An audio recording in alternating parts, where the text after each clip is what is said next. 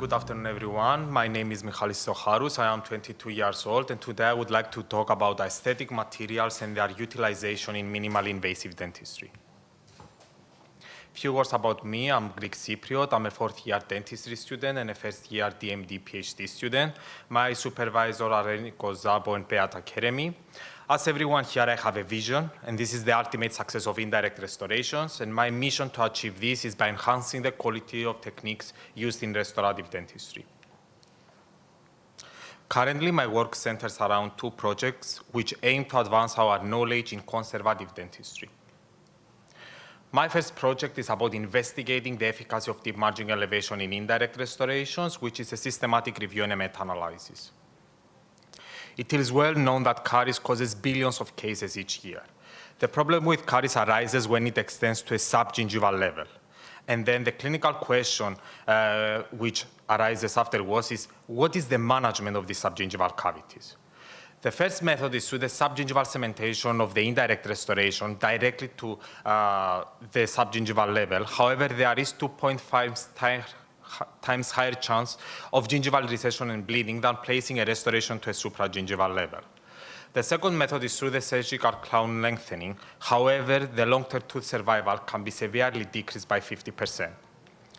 The third method is the deep margin elevation, which is a restorative technique used to elevate or relocate the margins to a supragingival level or equigingival level by placing a restorative material such as composite or glass ionomer.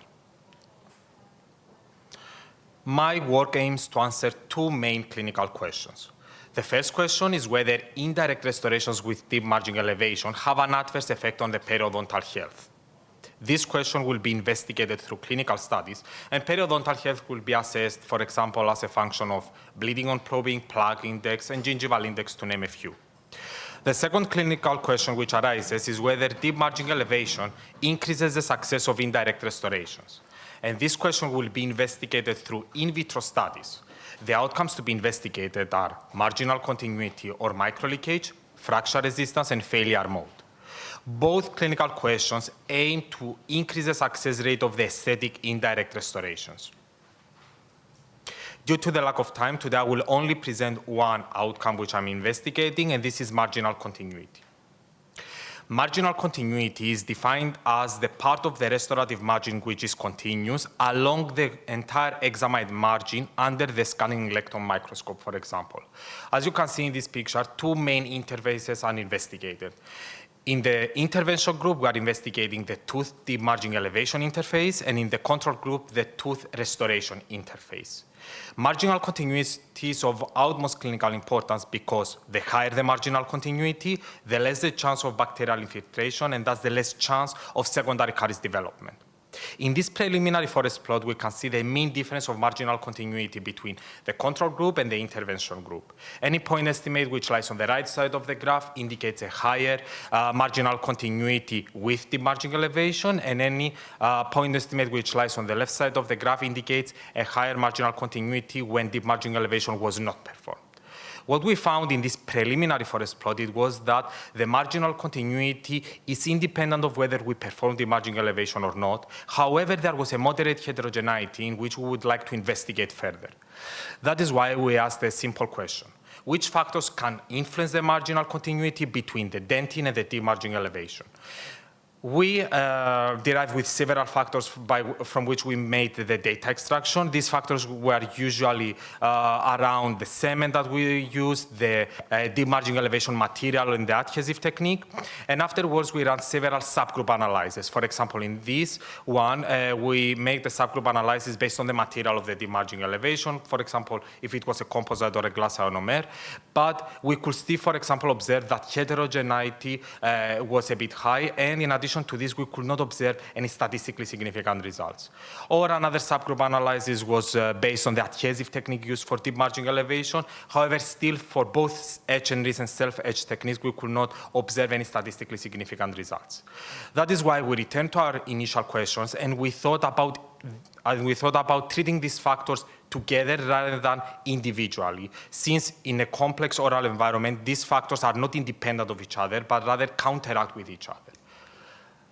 That is why we shifted from a univariate analysis to a multivariate analysis. And using stepwise multiple regression method, we ended up with three main predictors. The first predictor was the material and the adhesive technique used for deep margin elevation. The second was the adhesive cement type. And the third one was whether thermomechanical loading was performed before the measurement or not. At this point, I want to explain what is thermomechanical loading. Thermomechanical loading is a procedure which is used in vitro settings in order to simulate clinical use of the restored tooth. Obviously, the higher the number of thermal and mechanical cycles the tooth undergoes, the higher the stimulation of clinical use of the restored tooth. And this was our final forest plot in which we could see 10 different predictor combinations. What we could observe, interestingly, was that when thermomechanical loading was performed, we could see that deep margin elevation had a disadvantageous effect. So we could see that initially, no matter if we performed deep margin elevation or cementing the restoration directly to a subgingival level, there was not a difference in the marginal continuity. But after simulation of clinical use and after performing the thermomechanical loading, we could observe that deep margin elevation, the marginal continuity of the restorations which had deep margin elevation was reduced. So now I would like to present the conclusions of my entire study. What we found is that deep margin elevation does not adversely affect the fracture resistance and periodontal health in short term of the restored teeth. However, concerns remain micro-leakage. So the implication for practice we would like to deliver is that if a patient has bruxism or any parafunction which could yield a high masticatory load, we should avoid using glass ionomer cement as deep margin elevation material at proximal cavity depths of 2 or more millimeters. And since concerns remain micro-leakage and disruption in the marginal continuities, it is important to consider patient's oral hygiene and caries rate when choosing to perform deep margin elevation. The implications for research is that there is a limited number of both short-term and long-term studies investigating deep margin elevation, and it's important that we need clinical studies that will compare deep margin elevation with cementing the restorations to a subgingival level, or comparing perhaps deep margin elevation with other margin relocation techniques, such as orthodontic extrusion or crown lengthening procedure. So, as a summary, the problem is that we need to find a solution on how we can effectively manage the subgingival cavities. The unmet need is that we yet don't have a non-invasive, time-efficient margin relocation technique with improved clinical outcomes like periodontal outcomes.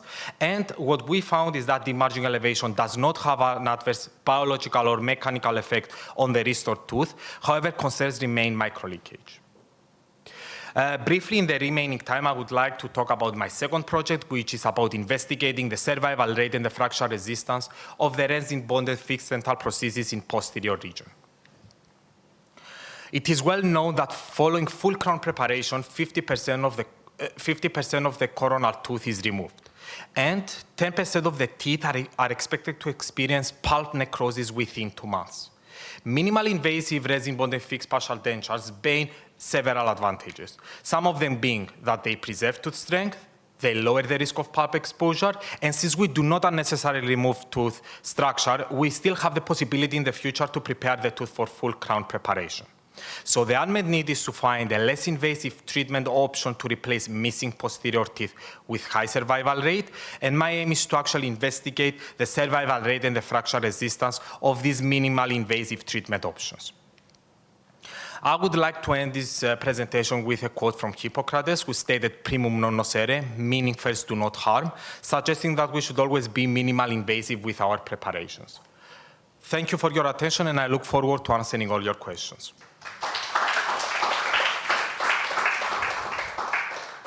One comment for your first project, that in the background page you are mentioned that crown lengthening procedure is a huge problem because of the crown and root ratio is, but as we can see in our periodontal patients, that if a patient has only 20% of the bone, then the tooth can stay there for a very, very long time. And I think in some meta-analysis, maybe check again the literature, they are saying in this kind of meta-analysis that the 14 years of survivor of after the crown lengthening procedure is from 80 to 50%. So this is just a small comment that we can see in the clinical practice a little bit differently. But otherwise, it was a very, very nice presentation, and I'm looking forward for the periodontal cases as well in the analysis. Thank you very much. Thank you. Maybe do you have any data regarding, based on the studies, if there is difference between the root canal treated and the vital teeth when we do a deep margin elevation? You mean related to in vitro or clinical studies, or for no, both? I mean in Both. clinical cases, Okay. if the root, if the tooth itself is root canal treated or vital. Yes. So the clinical studies mainly, there was actually high heterogeneity in whether they excluded patients with non-vital teeth, so a root canal treated teeth, or if the teeth were vital. So due to the very limited number of studies, and each study was mainly focusing on different periodontal parameters, we cannot really have a subgroup analysis and say, okay, for root canal treated teeth, the margin elevation works better or not.